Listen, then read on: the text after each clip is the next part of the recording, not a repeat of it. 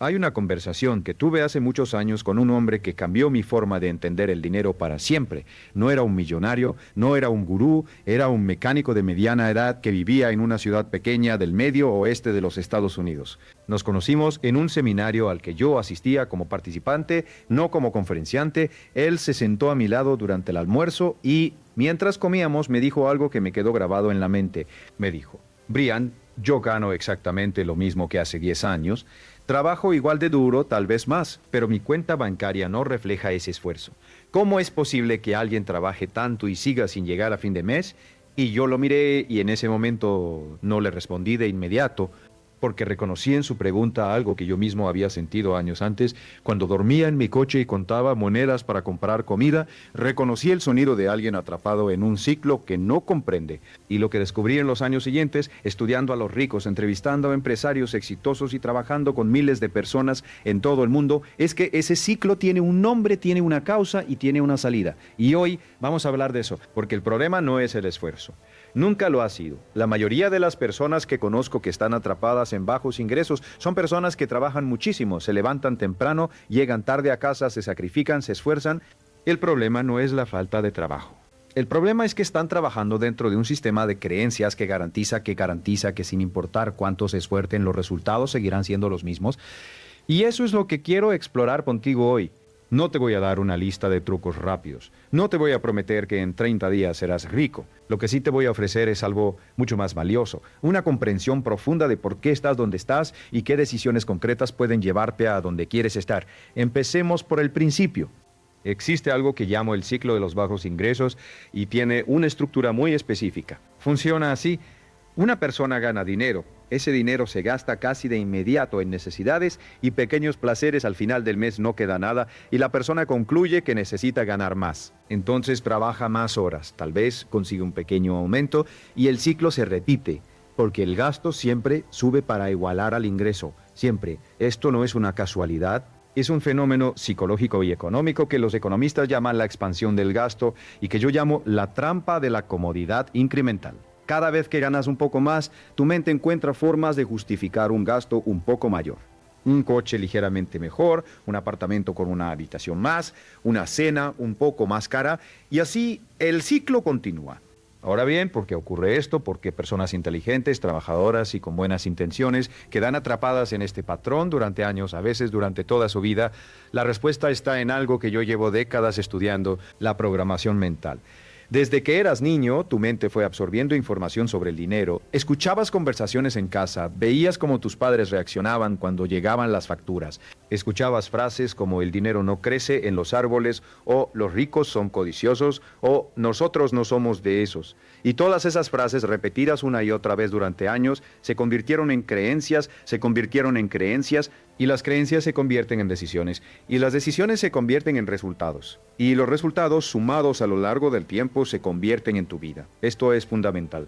Tu vida financiera actual no es el resultado de tu inteligencia, no es el resultado de tu educación formal, aunque eso tiene cierto peso. No es el resultado del mercado laboral, aunque eso también influye. Tu vida financiera actual es en gran medida el resultado directo de tus creencias sobre el dinero. Y si esas creencias son limitantes, ningún aumento de sueldo, ningún cambio de trabajo, ningún golpe de suerte va a resolver el problema de fondo, porque el problema no está en el exterior, está en el interior. Déjame contarte algo sobre mi propia historia, porque creo que es importante que entiendas que no hablo desde un lugar de privilegio. Crecí en una familia con muy poco dinero, abandoné la escuela secundaria, trabajé en trabajos manuales durante años, fui granjero, leñador, obrero en una fábrica. Viajé por el mundo casi sin dinero y hubo un periodo en mi vida, ya de adulto, en el que dormía en mi coche porque no podía permitirme un apartamento. No era joven ni estaba explorando. Era un hombre sin dirección, sin plan y sin ninguna comprensión real de cómo funciona el dinero. Y lo que cambió mi vida no fue un golpe de suerte. No fue encontrar el trabajo perfecto. Lo que cambió mi vida fue el día que decidí estudiar a las personas exitosas con la misma seriedad con la que un científico estudia un fenómeno natural. Decidí tratarlo como un problema a resolver. Y lo resolví, no de la noche a la mañana, pero lo resolví. Y lo primero que descubrí fue esto: las personas ricas no son más inteligentes que las personas pobres en el sentido convencional. No tienen más horas en el día, no tienen acceso a información secreta que el resto del mundo desconoce. Lo que tienen es diferente. Lo que tienen es una forma distinta de pensar sobre el dinero, el tiempo, el riesgo y el futuro, una mentalidad diferente que producen decisiones diferentes, que producen resultados diferentes. Y esa mentalidad se puede aprender. Eso es lo que quiero que te lleves hoy. No una técnica, una mentalidad. Entonces, hablemos de la mentalidad de escasez, porque es el primer obstáculo que hay que entender.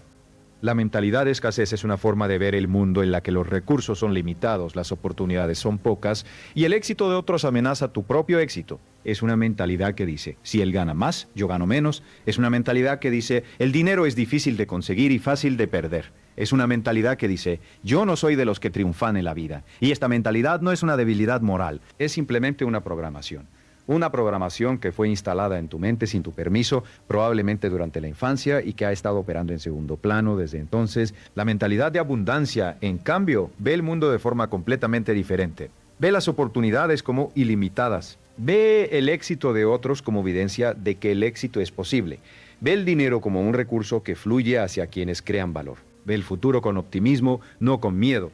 Y lo fascinante es que ambas mentalidades tienen la misma capacidad de crear evidencia que las confirme. Si tienes mentalidad de escasez, tu mente filtrará la realidad para encontrar pruebas de que el mundo es escaso. Si tienes mentalidad de abundancia, tu mente filtrará la realidad para encontrar oportunidades. Esto no es magia, es neurociencia básica.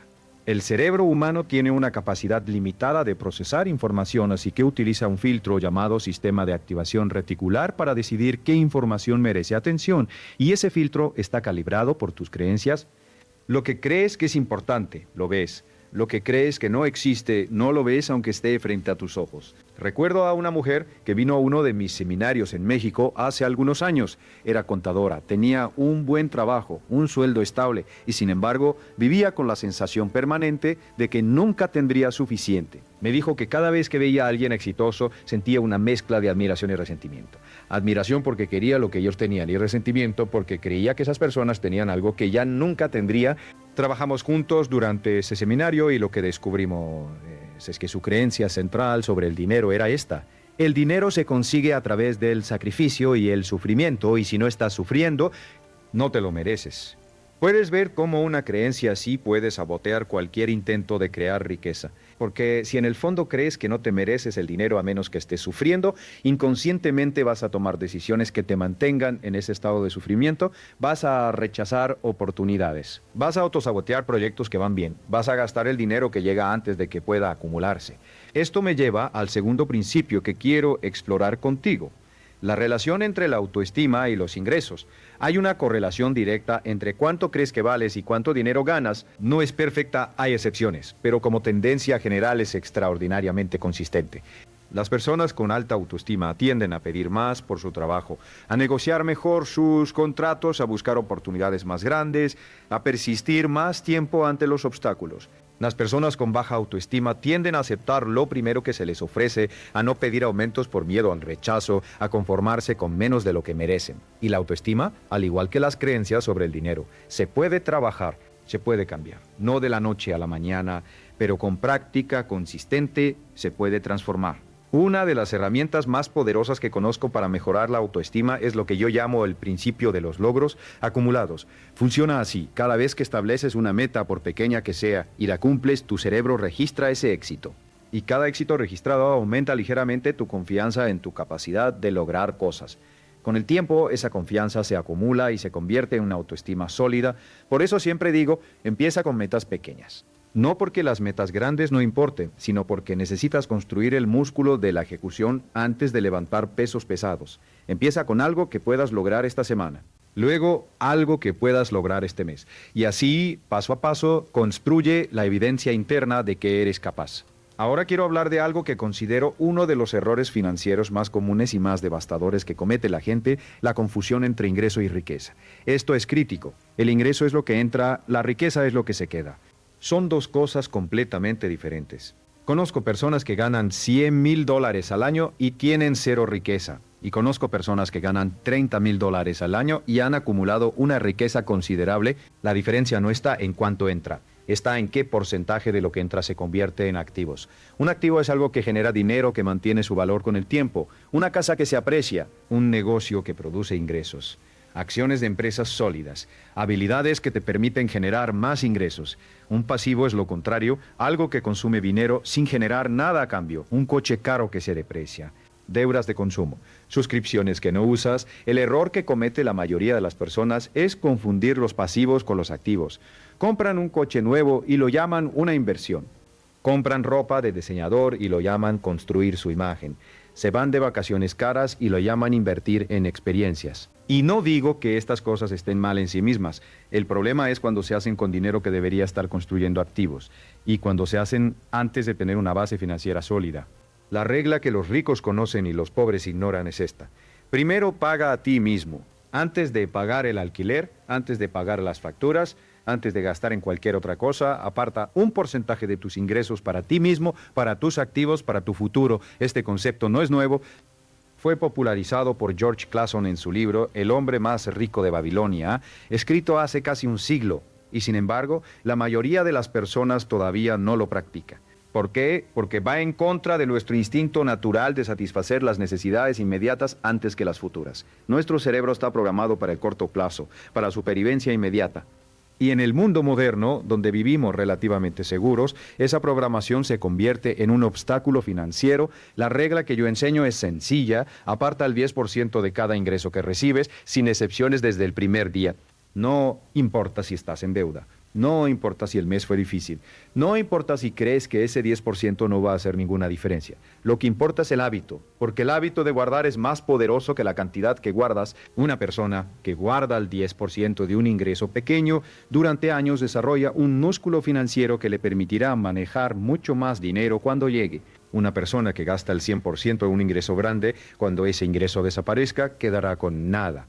Hablemos ahora de los hábitos, porque si hay algo que distingue a las personas que construyen riqueza de las que no, son los hábitos diarios, no las grandes decisiones, no los momentos de inspiración. Los hábitos diarios pequeños, aparentemente insignificantes, que se acumulan a lo largo del tiempo y crean resultados extraordinarios. Esto es lo que yo llamo el principio del interés compuesto aplicado a los hábitos. Así como el dinero crece exponencialmente cuando se reinvierte, los hábitos positivos crecen exponencialmente cuando se practican consistentemente. Permíteme darte un ejemplo concreto. Leer 30 minutos al día sobre finanzas, negocios o el campo en el que trabajas puede parecer insignificante en un día determinado. Pero en un año, esos son más de 180 horas de educación especializada. En 5 años son casi 900 horas. Eso es el equivalente a varios títulos universitarios en conocimiento práctico. Y ese conocimiento se acumula, se conecta y eventualmente produce ideas, oportunidades y decisiones que pueden cambiar completamente tu trayectoria financiera. Conozco a personas que atribuyen directamente un libro leído en el momento correcto a una decisión que les cambió la vida. No porque el libro fuera mágico, sino porque estaban preparados para recibir esa información gracias a todos los libros anteriores. El hábito de la educación continua es uno de los más poderosos que puedes desarrollar, pero no es el único. Hay otros hábitos que los estudios sobre personas exitosas revelan consistentemente. El hábito de establecer metas escritas. El hábito de planificar el día la noche anterior. El hábito de hacer primero lo más importante, lo que yo llamo comer la rana, basándome en la idea de que si lo primero que haces cada mañana es enfrentarte a tu tarea más difícil, el resto del día será relativamente fácil. El hábito de revisar regularmente tus finanzas, no para angustiarte, sino para tomar decisiones informadas. El hábito de rodearte de personas que tienen la mentalidad y los resultados que tú quieres alcanzar. Este último punto merece una discusión más profunda. La influencia de tu entorno social en tus resultados financieros es mucho mayor de lo que la mayoría de las personas reconoce. Existe un principio que yo he observado repetidamente a lo largo de décadas. Tus ingresos tienden a ser el promedio de los ingresos de las 5 personas con las que pasas más tiempo. Esto no es una ley matemática absoluta, pero como tendencia es sorprendentemente precisa. Y la razón es simple: las personas con las que pasas tiempo influyen en tus conversaciones, en tus expectativas, en tus estándares, en lo que considera normal. Si tus 5 amigos más cercanos ganan $20,000 al año y consideran que eso es lo normal, tu mente inconscientemente adoptará ese estándar como su punto de referencia. Si tus 5 amigos más cercanos ganan $200,000 al año, tu mente adoptará ese estándar. Y los estándares determinan las acciones, y las acciones determinan las acciones, y las acciones determinan los resultados. Ahora bien, no estoy diciendo que abandones a tus amigos y a tu familia. Eso sería un consejo cruel e innecesario. Lo que estoy diciendo es que seas intencional con respecto a quién buscas como mentor, como modelo, como fuente de inspiración. Busca activamente la compañía de personas que hayan logrado lo que tú quieres lograr. Asiste a eventos donde esas personas estén presentes. Lee sus libros, escucha sus entrevistas, estudia sus historias, porque incluso si no los conoces personalmente, la exposición regular a su forma de pensar influirá en la tuya. Quiero hablar ahora de algo que creo que es una de las revelaciones más contraintuitivas sobre el dinero, el papel del riesgo. Hay una creencia muy extendida que dice que el riesgo es el enemigo de la seguridad financiera, que la persona prudente evita el riesgo, que la seguridad está en el trabajo estable, el sueldo fijo, la pensión garantizada. Y esta creencia, aunque comprensible, es en muchos casos la razón por la que las personas permanecen atrapadas en bajos ingresos durante toda su vida. Porque la verdad es esta: no existe la seguridad financiera sin riesgo. Lo que existe son diferentes tipos de riesgo: el riesgo de actuar y el riesgo de no actuar, el riesgo de invertir y el riesgo de no invertir, el riesgo de emprender y el riesgo de depender de un solo empleador. Y en el mundo actual, el riesgo de no actuar es frecuentemente mayor que el riesgo de actuar. Una persona que deposita todos sus ahorros en una cuenta bancaria con un interés del 1% anual en un entorno de inflación del 3% está perdiendo poder adquisitivo cada año. Está tomando una decisión de riesgo, solo que no lo siente como riesgo porque es una decisión pasiva. Pero las consecuencias son reales. Las personas que construyen riqueza aprenden a gestionar el riesgo, no a evitarlo. Aprenden a distinguir entre el riesgo inteligente, el que está respaldado por conocimiento, preparación y un plan de contingencia, y el riesgo imprudente, el que se toma por impulso sin información, sin plan. Y aprenden a aceptar que cierto nivel de incomodidad e incertidumbre es el precio que se paga por el crecimiento. No hay crecimiento sin incomodidad. No hay progreso sin riesgo. Esto es tan cierto en las finanzas como en cualquier otro área de la vida. Déjame compartirte una historia que ilustra este punto perfectamente. Tuve un estudiante, un ingeniero de software en sus 30 años que tenía un trabajo muy bien pagado en una empresa grande, ganaba bien, tenía estabilidad y sin embargo sentía que su vida financiera estaba estancada. Durante años había tenido la idea de crear su propio producto de software, algo que resolviera un problema específico que él veía en su industria. Pero cada vez que consideraba la posibilidad, el miedo lo paralizaba. Y si fracasaba, y si perdía su trabajo estable, y si nadie compraba su producto, esas preguntas lo mantenían inmóvil. Finalmente, después de trabajar juntos, llegamos a una conclusión. El riesgo de intentarlo era manejable. Podía trabajar en su producto los fines de semana y por las noches sin renunciar a su trabajo. Podía probar la idea con una inversión mínima. Y el riesgo de no intentarlo era certero. Seguiría exactamente donde estaba, con el mismo nivel de ingresos, con el mismo nivel de frustración durante los próximos 20 o 30 años. Cuando lo vio de esa manera, la decisión fue clara. Empezó a trabajar en su producto. 2 años después, ese producto generaba más ingresos que su trabajo a tiempo completo. No te cuento esa historia para decirte que debes renunciar a tu trabajo mañana y lanzar un negocio. Te la cuento para ilustrar algo más sutil. La parálisis por análisis es una forma de evitar el riesgo que, paradójicamente, garantiza el peor resultado posible. Porque mientras analizas, el tiempo pasa, y el tiempo es el activo más valioso que tienes, no el dinero, el tiempo. El dinero se puede recuperar, el tiempo no. Esto me lleva a hablar del concepto del costo de oportunidad, que es uno de los conceptos más importantes en economía y uno de los menos comprendidos en la vida cotidiana. El costo de oportunidad es lo que renuncias cuando tomas una decisión. Cuando decides pasar tu tarde del sábado viendo televisión, el costo de oportunidad es lo que podrías haber aprendido, construido o creado en ese tiempo. Cuando decides gastar tu dinero en un coche de lujo que no puedes permitirte, el costo de oportunidad es el crecimiento que ese dinero podría haber generado si hubiera sido invertido. Cuando decides quedarte en un trabajo que no te permite crecer, el costo de oportunidad son los años de desarrollo profesional y financiero que estás perdiendo. Las personas que construyen riqueza piensan constantemente en términos de costo de oportunidad. Antes de tomar una decisión se preguntan: ¿qué estoy renunciando al elegir esto? ¿Vale la pena? ¿Hay una alternativa mejor para este recurso, ya sea tiempo o dinero? No es que sean más inteligentes. Es que han desarrollado el hábito de pensar en las consecuencias a largo plazo antes de actuar en el corto plazo. Y aquí llegamos a otro principio fundamental, la diferencia entre el pensamiento a corto plazo y el pensamiento a largo plazo. Esto es, en mi opinión, la diferencia más importante entre las personas que construyen riqueza y las que no. El pensamiento a corto plazo busca el placer inmediato y evita el dolor inmediato. El pensamiento a largo plazo acepta el dolor presente como inversión en el placer futuro. Suena simple, pero ejecutarlo requiere una disciplina mental extraordinaria, porque nuestro cerebro está programado para preferir el presente al futuro. $1 hoy vale más para nuestro cerebro que $2 en 10 años, aunque matemáticamente la segunda opción sea superior. Esto se llama descuento hiperbólico y es una de las principales razones por las que las personas toman malas decisiones financieras constantemente. La buena noticia es que esta tendencia se puede contrarrestar. Y la forma de hacerlo es haciendo el futuro más real para tu mente. Una técnica que yo enseño es la visualización detallada de metas financieras. No una visualización vaga de quiero ser rico, una visualización vaga de quiero ser rico, una visualización específica. ¿Cuánto dinero quieres tener en 5 años? ¿Qué significa eso en términos concretos? ¿Qué casa quieres? ¿Qué libertad quieres? ¿Qué libertad quieres? ¿Qué experiencias quieres tener? Cuando el futuro es específico y detallado, tu cerebro lo trata como más real y por lo tanto le asigna más peso en la toma de decisiones. Cuando el futuro es vago, tu cerebro lo descuenta automáticamente a favor del presente. Hay otro aspecto de la psicología del dinero que quiero explorar y es la relación entre el ego y las finanzas. El ego, esa parte de nosotros que necesita la aprobación de los demás, que quiere parecer exitoso antes de serlo, que prefiere la apariencia de riqueza a la riqueza real, es uno de los mayores enemigos de la independencia financiera. Y es un enemigo que opera de forma muy silenciosa, muy sutil, porque sus motivaciones se disfrazan de razones razonables. El ego dice, necesito este coche porque da una imagen profesional. El ego dice, necesito vivir en este barrio porque es donde vive la gente de mi nivel. El ego dice, no puedo llevar una bolsa de almuerzo al trabajo porque mis colegas van a pensar que tengo problemas de dinero.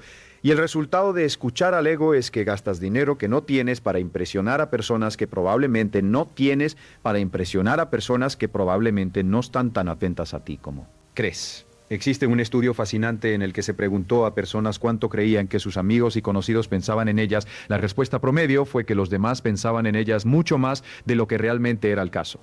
La realidad es que la mayoría de las personas están tan ocupadas pensando en sí mismas que tienen muy poco espacio mental para pensar en ti. Cuando entiendes esto, algo se libera. Cuando entiendes que nadie está tan pendiente de tu coche, de tu ropa, de tu barrio como tú crees, te liberas de la necesidad de gastar para impresionar. Y esa libertad tiene un valor financiero enorme, porque el dinero que dejas de gastar en apariencias es dinero que puede trabajar para ti.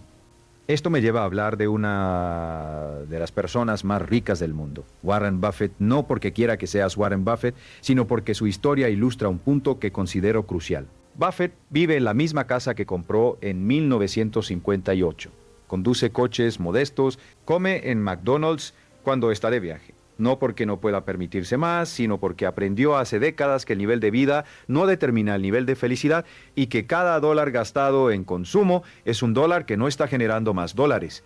Ahora bien, no tienes que llegar al extremo de Buffett, pero el principio que él encarna, que es vivir significativamente por debajo de tus posibilidades mientras construyes activos, es un principio que puede cambiar tu vida financiera si lo adoptas. Hablemos ahora de deuda, porque es un tema que no podemos ignorar cuando hablamos del ciclo de los bajos ingresos. La deuda es una herramienta. Como cualquier herramienta, puede ser usada de forma inteligente o de forma destructiva. La deuda inteligente es la que se usa para adquirir activos que generan más valor del que cuesta la deuda. Un préstamo para comprar un negocio que generan ingresos. Una hipoteca para comprar una propiedad que se aprecia. Una inversión en educación que aumenta tu capacidad de generar ingresos. La deuda destructiva es la que se usa para consumir, una tarjeta de crédito para pagar vacaciones, un préstamo personal para comprar ropa o electrónica, un crédito de consumo para pagar gastos del día a día.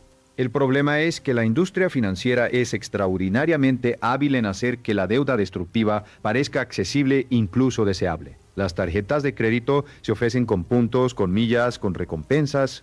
Los préstamos de consumo se ofrecen en cuotas pequeñas que parecen manejables. Y el resultado es que millones de personas están pagando intereses sobre deudas de consumo que los mantienen atrapados en el ciclo de los bajos ingresos. Porque cada peso que pagas en intereses es un peso que no está construyendo tu futuro. Es un peso que está construyendo el futuro de alguien más. La estrategia que yo recomiendo para salir de la deuda es lo que se conoce como la bola de nieve de la deuda. Primero, lista todas tus deudas de mayor a menor interés. Segundo, paga el mínimo en todas excepto en la de mayor interés. Tercero, destina todo el dinero extra disponible a pagar esa deuda de mayor interés lo más rápido posible. Cuando la eliminas, toma el dinero que usabas para pagarla y aplícalo a la siguiente deuda más cara. Y así sucesivamente. Con cada deuda que eliminas, el momento aumenta como una bola de nieve que rueda cuesta abajo y va acumulando masa. Y la sensación de progreso que genera cada deuda eliminada es un poderoso motivador que te ayuda a mantener el rumbo. Pero eliminar la deuda es solo la mitad de la ecuación.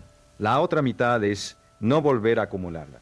Y eso requiere algo que mencioné antes, un presupuesto. La palabra presupuesto tiene una connotación negativa para muchas personas. Suena a restricción, a privación, a contar cada centavo de forma agotadora. Pero yo lo veo de otra manera. Un presupuesto no es una jaula, es un mapa, es un documento que te dice exactamente hacia dónde va tu dinero, lo cual te da el poder de decidir hacia dónde quieres que vaya. Sin un presupuesto, el dinero simplemente desaparece. Con un presupuesto, tienes control. Y el control es el primer paso hacia la libertad.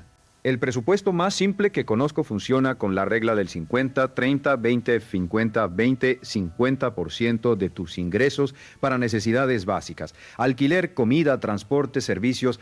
30% para deseos, entretenimiento, restaurantes, ropa no esencial. Y 20% para ahorro e inversión. Si estás en deuda, ese 20% va primero a eliminar la deuda y luego a construir activos. Este no es el único sistema que funciona, pero es un punto de partida claro y manejable para alguien que nunca ha presupuestado antes. Ahora quiero hablar de inversión porque es el mecanismo por el cual el dinero ahorrado se convierte en riqueza. Y quiero hacerlo de forma accesible, sin tecnicismos, porque creo que el miedo a la inversión es en gran parte un miedo a lo desconocido. Y lo desconocido pierde su poder cuando se comprende. El principio más importante de la inversión es el interés compuesto. Albert Einstein supuestamente lo llamó la octava maravilla del mundo, aunque no estoy seguro de que esa cita sea auténtica, pero el concepto ciertamente merece ese título. El interés compuesto es el proceso por el cual tus ganancias generan más ganancias. Si inviertes $10,000 a un retorno del 10% anual, al final del primer año tienes 11,000.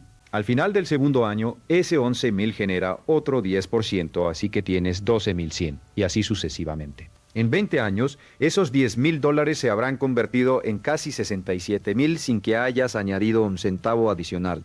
En 30 años, en más de 170,000. El tiempo es el ingrediente secreto del interés compuesto. Y por eso empezar temprano es tan crítico. Cada año que esperas para empezar a invertir tiene un costo que se amplifica exponencialmente con el tiempo, pero la inversión no es solo para los ricos. No necesitas grandes sumas para empezar, necesitas consistencia y tiempo.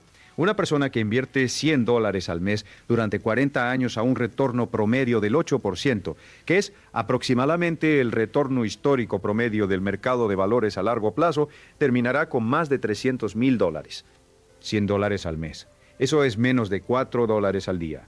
El precio de un café en muchos países. La diferencia entre quien tiene ese dinero al final de su vida laboral y quien no lo tiene no es la inteligencia, es el hábito. Ahora bien, ¿en qué invertir? Esta es la pregunta que todo el mundo hace y la respuesta honesta es que depende de tu situación, tus metas y tu tolerancia al riesgo. Pero hay algunos principios generales que aplican casi universalmente. Primero, diversifica. No pongas todos tus huevos en una sola canasta. Distribuye tus inversiones entre diferentes tipos de activos para reducir el riesgo. Segundo, invierte en lo que entiendes. Warren Buffett tiene una regla simple. Si no puedes explicar en términos sencillos cómo funciona una inversión, no la hagas. Tercero, piensa a largo plazo. Las inversiones a corto plazo son esencialmente especulación. Las inversiones a largo plazo son construcción de riqueza. Cuarto, sé consistente. El inversor promedio pierde dinero no porque el mercado sea malo, sino porque entra cuando está alto, motivado por el optimismo, y sale cuando está bajo, motivado por el miedo.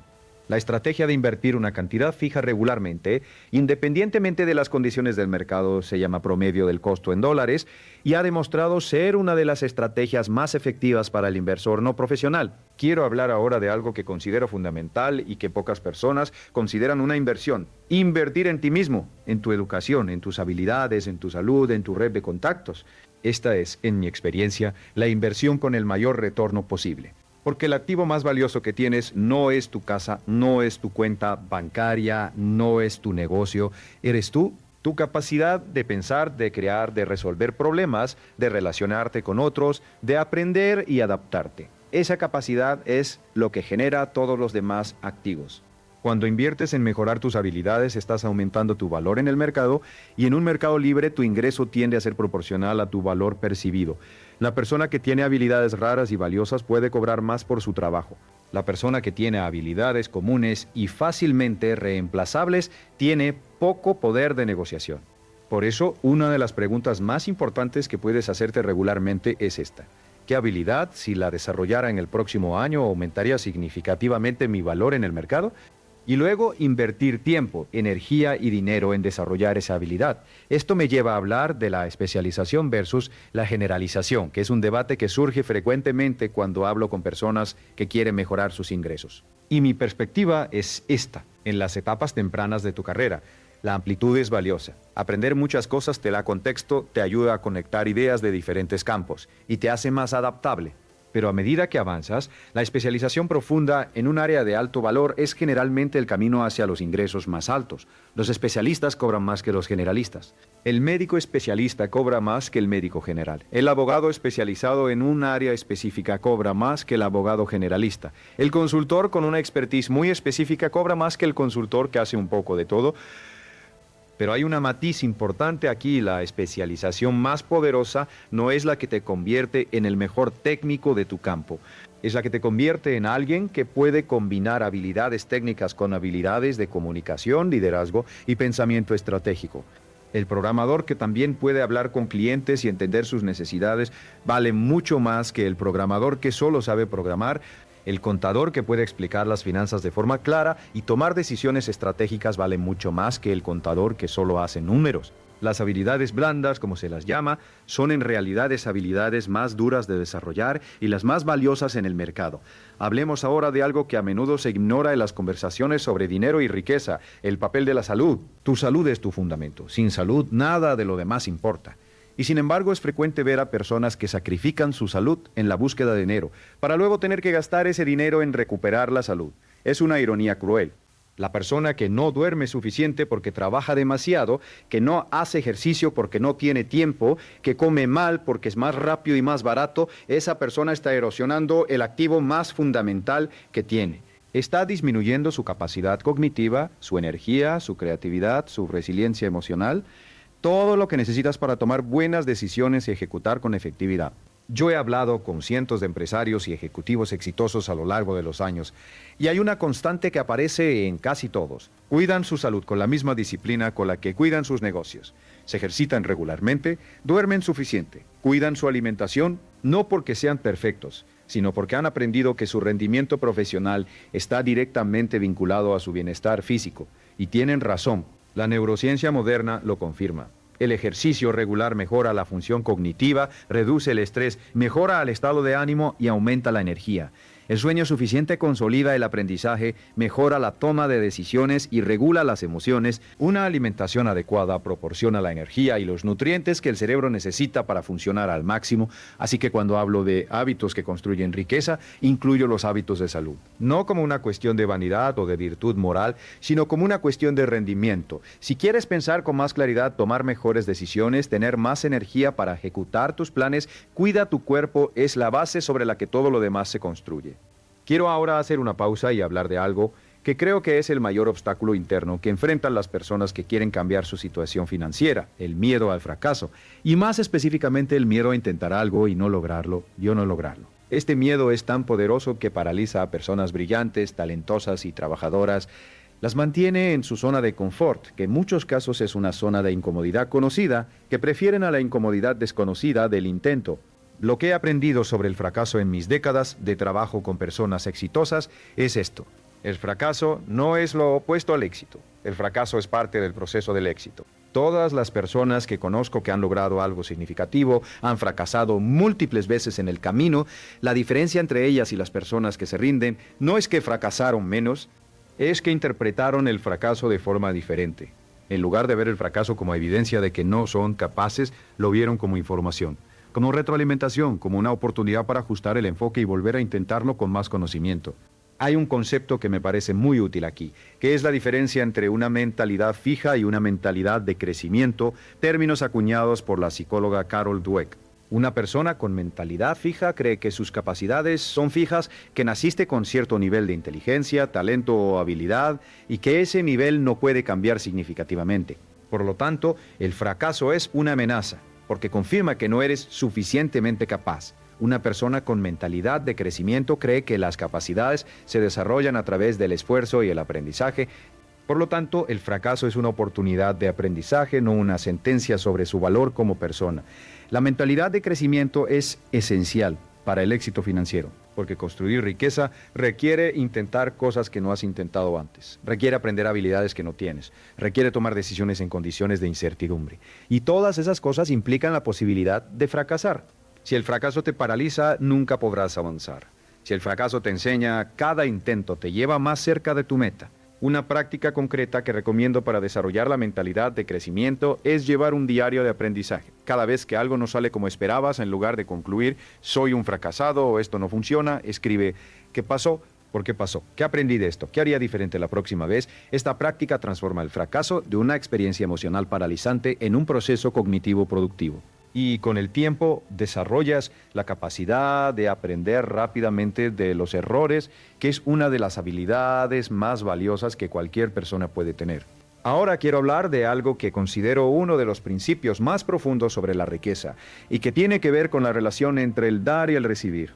Hay una ley que he observado repetidamente en las vidas de las personas más exitosas y generosas que conozco y es esta: las personas que dan más reciben más. No porque exista alguna fuerza mágica en el universo que recompensa la generosidad, aunque algunos lo verían así, sino porque dar crea conexiones, genera confianza, construye reputación y abre puertas que el egoísmo cierra. La persona que da valor a los demás, ya sea a través de su trabajo, de su conocimiento, de su tiempo, de su generosidad, crea una red de personas que quieren corresponder, que quieren ayudar, que recomiendan, que abren puertas. Y en el mundo de los negocios y las finanzas, las relaciones son frecuentemente más valiosas que el capital. Conozco a personas que han construido negocios exitosos sin dinero inicial simplemente porque tenían una red de personas que confiaban en ellas y estaban dispuestas a apoyarlas. Pero hay un aspecto más profundo de este principio: dar también cambia la mentalidad. Cuando das, ya sea dinero, tiempo o conocimiento, estás actuando desde una mentalidad de abundancia. Estás demostrando con acciones que crees que es suficiente para todos. Y esa demostración refuerza la creencia. Es un círculo virtuoso. La mentalidad de abundancia lleva a dar y dar refuerza la mentalidad de abundancia. Por eso, aunque pueda parecer contraintuitivo, una de las prácticas que recomiendo incluso a personas que están en dificultades financieras es dar algo regularmente. No tiene que ser dinero. Puede ser tiempo, conocimiento, apoyo emocional. Lo importante es el acto de dar desde un lugar de generosidad, no de obligación. Porque ese acto, repetirlo regularmente, va transformando gradualmente tu relación con el dinero y con la abundancia.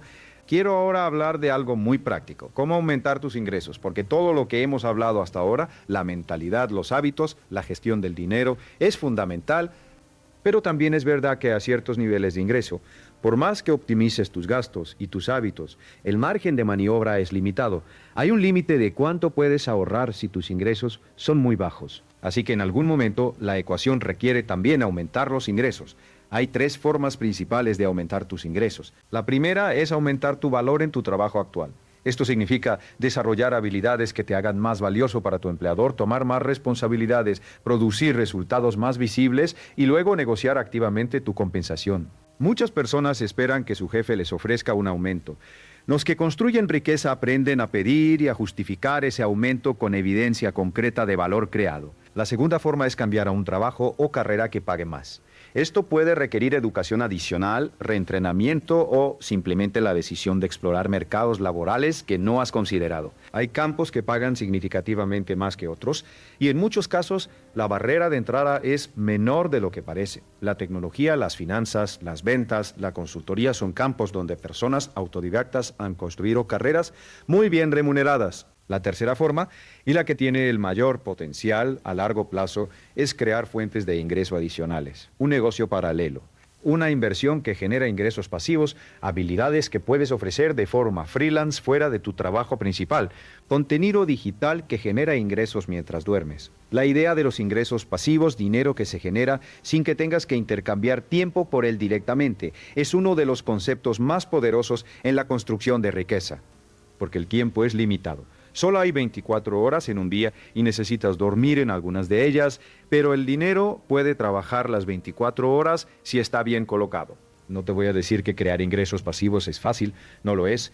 Requiere trabajo inicial, inversión de tiempo y dinero y paciencia. Un negocio que eventualmente puede funcionar sin tu presencia constante requiere años de construcción. Una cartera de inversiones que genera dividendos significativos requiere años de ahorro e inversión consistente. Pero la pregunta no es si es fácil. La pregunta es si vale la pena, y la respuesta para casi todo el mundo que lo ha hecho es un sí rotundo. Hay algo que quiero decirte sobre el camino hacia la independencia financiera que creo que es importante y que pocas personas dicen claramente va a ser más difícil de lo que esperas y va a tardar más de lo que quisieras. Y eso está bien, porque el proceso de construir riqueza no es solo sobre el dinero, es sobre quién te conviertes en el proceso, las habilidades que desarrollas, la disciplina que construyes, la claridad que ganas sobre lo que realmente importa, la resiliencia que forjas a través de los obstáculos. Todo eso tiene un valor que trasciende el número en tu cuenta bancaria. He conocido a personas que alcanzaron la independencia financiera relativamente rápido y se sintieron vacías porque el proceso no las había transformado. Y he conocido a personas que tardaron décadas, que enfrentaron reveses enormes, que tuvieron que empezar de cero más de una vez y que llegaron a su meta con una riqueza interior que hacía que el dinero pareciera casi secundario. No porque el dinero no importara, sino porque habían aprendido que el dinero es un medio, no un fin. Un medio para tener libertad, para tener opciones, para contribuir a algo más grande que uno mismo. Y esto me lleva a hablar de algo que considero el fundamento de todo lo demás. El propósito. ¿Por qué quieres más dinero? Esta parece una pregunta obvia, pero te sorprendería cuántas personas no tienen una respuesta clara. Dicen, quiero ser rico, quiero tener seguridad o quiero no tener que preocuparme por el dinero, pero esas no son respuestas profundas, son síntomas. La pregunta más profunda es, ¿para qué? ¿Para qué? ¿Para qué quieres la libertad financiera? ¿Qué harías con ella? ¿Qué persona quieres ser? ¿Qué contribución quieres hacer? ¿Qué contribución quieres hacer? Cuando tienes claridad sobre tu propósito, el dinero deja de ser el objetivo y se convierte en el recurso que te permite alcanzar ese objetivo. Y esa distinción es enormemente poderosa, porque cuando el dinero es el objetivo, cada obstáculo en el camino se siente como un fracaso personal. Pero cuando el dinero es el recurso, los obstáculos son simplemente problemas a resolver en el camino hacia algo más importante. Además, las personas con un propósito claro tienden a tomar mejores decisiones financieras, porque tienen un criterio claro para evaluar cada decisión. ¿Esto me acerca o me aleja de mi propósito? ¿Este gasto es consistente con mis valores y mis metas? ¿Esta oportunidad está alineada con la dirección que quiero dar a mi vida? Sin ese criterio, las decisiones se toman por impulso, por presión social o por defecto. Con ese criterio, las decisiones se toman con intención. Quiero ahora hablar de algo que he observado en personas que logran salir del ciclo de los bajos ingresos y que creo que es subestimado: la importancia de la gratitud. No la gratitud como una práctica espiritual vaga, sino la gratitud como una herramienta psicológica concreta.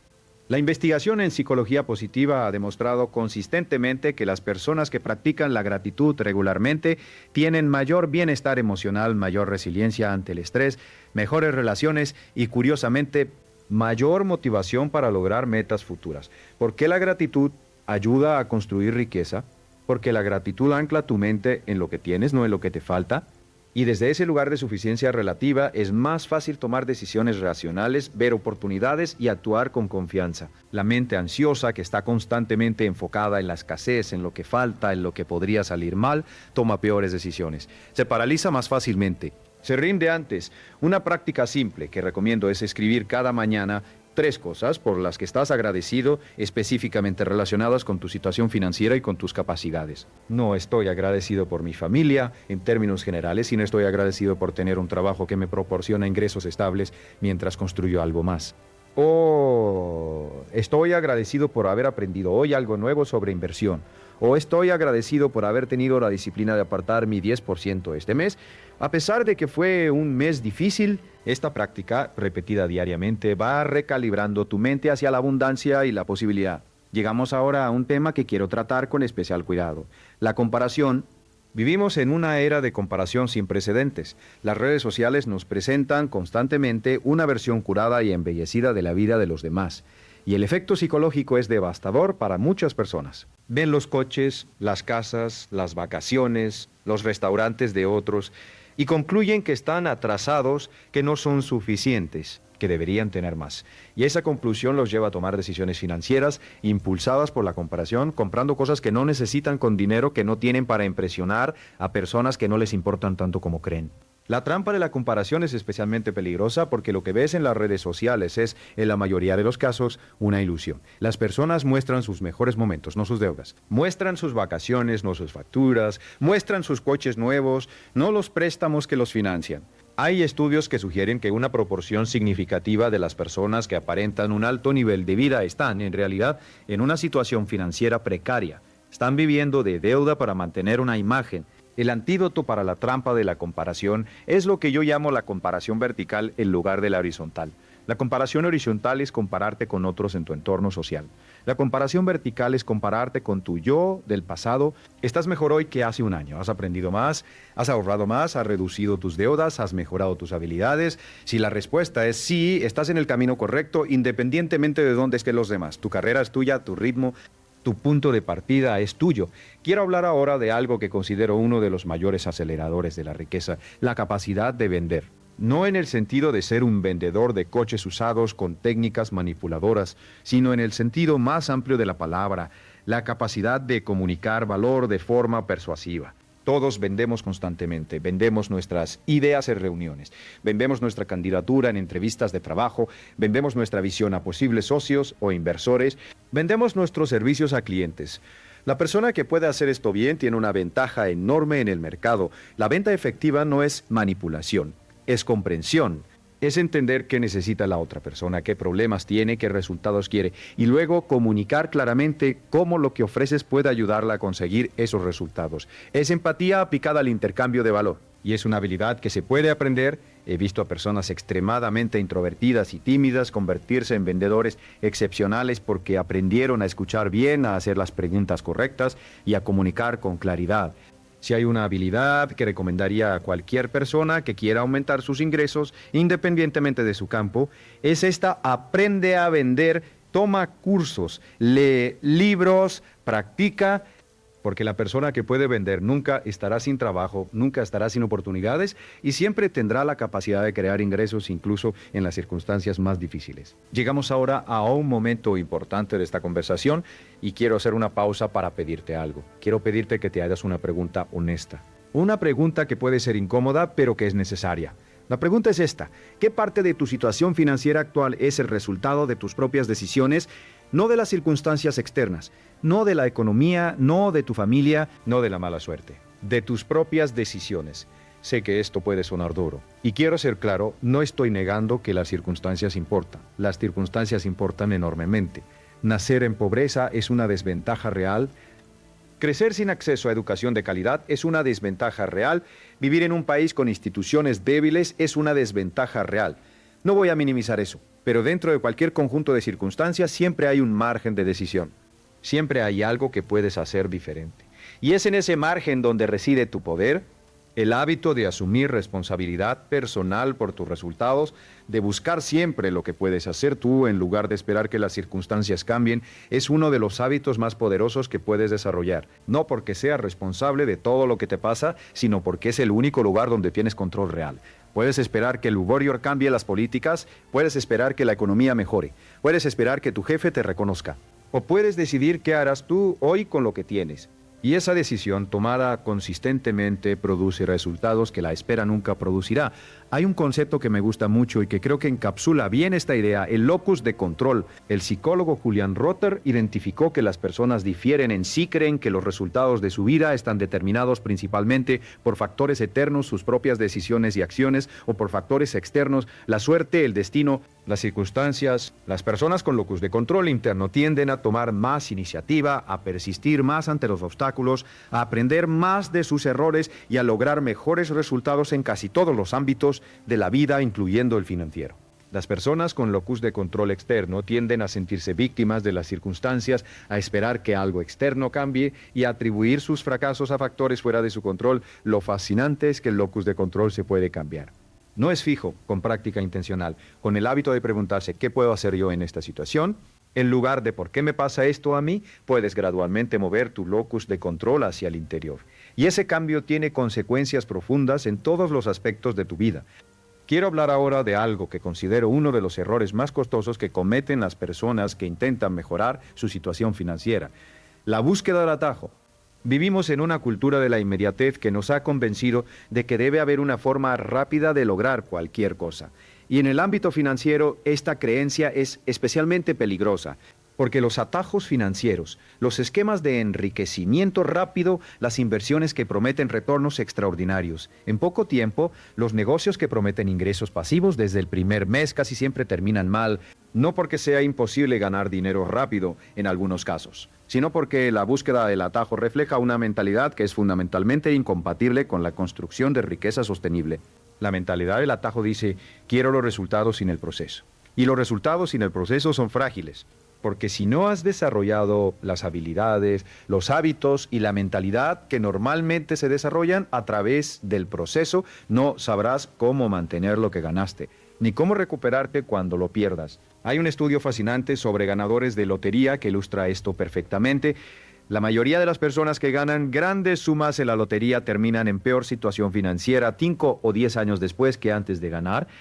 ¿Por qué? Porque el dinero llegó sin el proceso, sin la educación financiera, sin los hábitos, sin la mentalidad. Y sin esas cosas, el dinero simplemente amplifica los patrones existentes. Si tus patrones son de gasto impulsivo y deuda, más dinero solo te permite gastar más impulsivamente y endeudarte más. Por eso, cuando alguien me pregunta cuál es el secreto para hacerse rico, mi respuesta siempre es la misma: no hay secreto. Hay principios, y los principios requieren tiempo y consistencia para producir resultados. El secreto es que no hay secreto. Y paradójicamente, cuando aceptas eso, cuando abandonas la búsqueda del atajo y te comprometes con el proceso, el camino se vuelve mucho más claro y mucho más directo.